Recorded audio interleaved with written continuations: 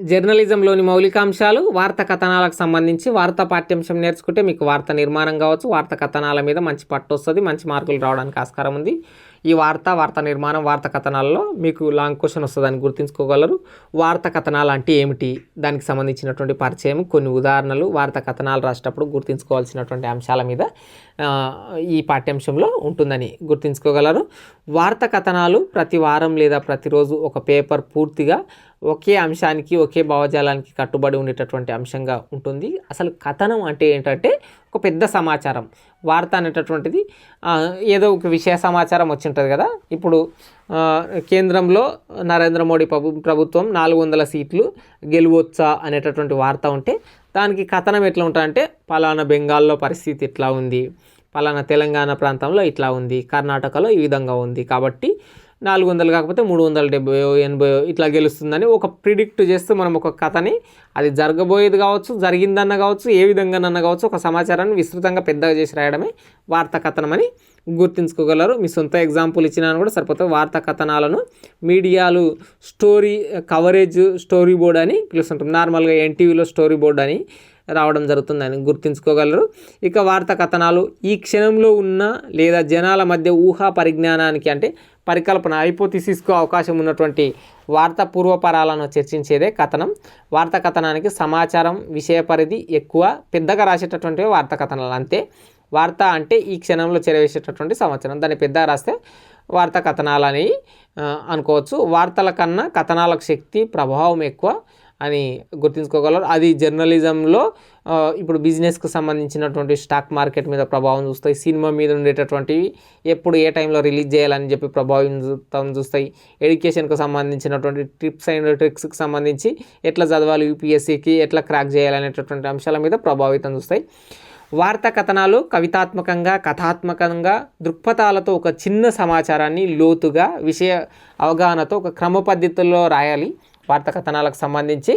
అట్లాగే వార్తా కథనాలకు ప్రతి వారం లేదా ప్రతిరోజు ఒక పేపర్ పూర్తిగా ఒకే అంశానికి, ఒకే భావజాలానికి కట్టుబడి ఉండాలి. అంటే ఒక వార్తా దినపత్రికల్లో ఒక పేపర్ మొత్తం చరిత్ర, హిస్టరీకి సంబంధించి, ఒక పేపర్ మొత్తం బిజినెస్కు సంబంధించి, ఒక పేపర్ మొత్తం సినిమా, పర్యాటకు సంబంధించి, ఒక పేపర్ మొత్తం క్రీడలకు సంబంధించి, ఒక పేపర్ మొత్తం పొలిటికల్కి సంబంధించి వార్తా కథనాలు ప్రతిరోజు వస్తుంటాయి, మీరు చూస్తుంటారు. నిర్దిష్ట లక్ష్యం కోసం వార్తా కథనం వినిపించడం, story telling with a purpose మీద వార్తా కథనం.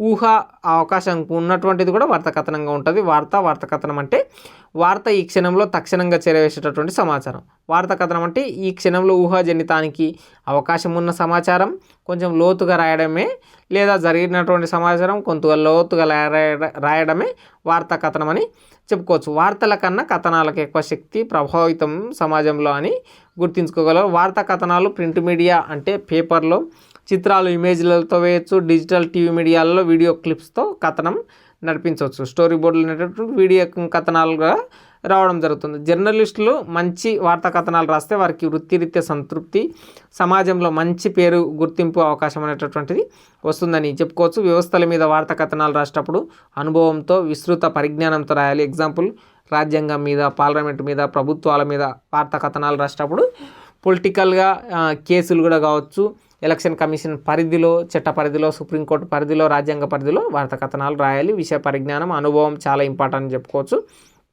వార్తా కథనాలు రాయడానికి గుర్తుంచుకోవాల్సినటువంటి అంశాలు: కథనం కొత్తది, విశేషమైంది ఉండాలి, సమయం, సందర్భాన్ని బట్టి కథనాలు ఉండాలి, పాఠక ఆసక్తితో కథనాలు రాయాలి, ప్రజాహితం, అభివృద్ధి అంశాలను చర్చించాలి.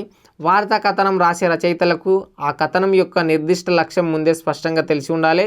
రాసే అంశంపై పట్టు, సంబంధిత వ్యక్తి నుండి ఆధారాలు ఉండాలి, ఊహాజనితం ఉండొద్దు, ఆధారాలు, విశ్వసనీయత ఉండాలి. కథనాన్ని పరిచయంలో శైలి, ఫోటో, వీడియో క్లిప్తో ప్రాథమిక అవగాహన, సమన్వయం ఉండాలి.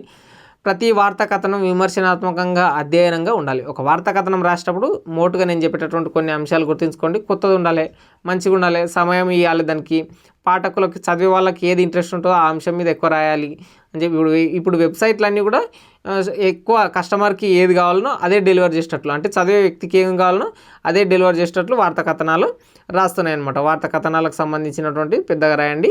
కొన్ని వార్తా కథనాలకు example, any duty we do it అనేటటువంటి పోలీసు విభాగంలో మహిళలకు అవకాశాల విషయంలో ఒక వార్తా కథనం అనేటటువంటిది ఉండడం జరిగింది. అట్లాగే విద్యార్థులకు సంబంధించి వార్తా కథనాలు డిగ్రీ కాలేజీలో బస్ పాసులు సంబంధించినటువంటి అంశాలకు సంబంధించి వార్తా కథనాలుగా పలానా ప్లేస్లో డిగ్రీ విద్యార్థులకు లేదా పలానా విద్యార్థులకు బస్సు ఇబ్బంది పాస్ ఇబ్బంది అనేటువంటిది జరుగుతుందని చెప్పుకోవచ్చు. ఇంకా ఇంకొక వార్తా కథనం 30 సంవత్సరాలు జీవిత అస్తిత్వం కోసము బూరుగిద్ద గ్రామం రియల్ ఎస్టేట్ వ్యాపారంతో ఊరును దోచుకోవాలని కొంతమంది స్వార్థపూరిత వ్యక్తులను చిత్రీకరిస్తూ రాసిన వార్తా కథనం ఏంటంటే రోడ్డు మార్గానికి సంబంధించి వ్యవస్థ లోపాలతో ప్రభుత్వ యంత్రాంగం మేల్కొని ఈ ఊరుని కాపాడడం కోసం ఊరునే అమ్మేశారు బూరుగిద్ద గద్దలెవరు అని చెప్పి ఒక బూరుగిద్ద అనేటటువంటి గ్రామాన్ని దోచుకుంటూ రియల్ ఎస్టేట్ చేసేటటువంటి అంశం మీద వార్తా కథనం అనేటటువంటిది. ఇక ప్రభుత్వ వైఫల్యాలను ఎత్తుచూపుతూ వార్తా కథనాలు రాసే ధైర్యం ఉన్న జర్నలిస్టులు ఈ సమాజానికి కావాలి, అప్పుడే సమాజం అనేటటువంటిది రావడం జరుగుతుంది. రాజకీయ వార్తా కథనాలు, వ్యాపార వార్తా కథనాలు, క్రీడా వార్తా కథనాలు, పర్యాటకం వార్తా కథనాలు, సినిమా, సామాజిక చైతన్య వార్తా కథనాలు, ఈ విధంగా వివిధ అంశాలుగా ముడిపడి ఉంటుందని చెప్పుకోవచ్చు. శైలజ టీచర్ జనం మెచ్చిన లీడర్ అనేటటువంటిది మరొక వార్తా కథనానికి ఎగ్జాంపుల్. స్ఫూర్తి కథనం ఇది. ఉపాధ్యాయురాలుగా విద్యార్థి ఉద్యమాలకు నాయకత్వం వహించినటువంటి ఒక కేరళకు సంబంధించినటువంటి ప్రభుత్వ ఉపాధ్యాయురాలు శైలజ టీచర్ విద్యార్థి ఉద్యమాలతో ప్రజాదరణ పొంది ఎమ్మెల్యేగా గెలుపొంది ఆరోగ్య శాఖ మంత్రిగా అవ్వడం జరిగింది. నిఫా వైరస్ మీద ఎక్కువ కృషి చేసింది. తర్వాత కరోనా వైరస్ లాంటి వైరస్లు సోకినప్పుడు కాంటాక్ట్ టెస్టింగ్ సిస్టమ్ ద్వారా చాలామందిని రక్షించింది. ప్రత్యేక కాల్ సెంటర్లు ఏర్పాటు చేయడము, ఆరోగ్య శాఖ డిపార్ట్మెంట్లో ఎక్కువ కృషి చేయడం చేత టీచర్ నుంచి ఆరోగ్య శాఖ మంత్రిగా ఎదిగిందని చెప్పుకోవచ్చు. ఇక విద్యార్థులకు సంబంధించి వార్తా కథనాలు తరచుగా దినపత్రికల్లో వస్తుంటాయని చెప్పి మరొక వార్తా కథనం ఇంతకుముందు చర్చించడం. ఇది వార్తా కథనాలకు సంబంధించి వార్త రాసేటప్పుడు తీసుకోవాల్సినటువంటి జాగ్రత్తలు, కొన్ని వార్తా కథనాల ఎగ్జాంపుల్ ఈ పాఠ్యాంశంలో.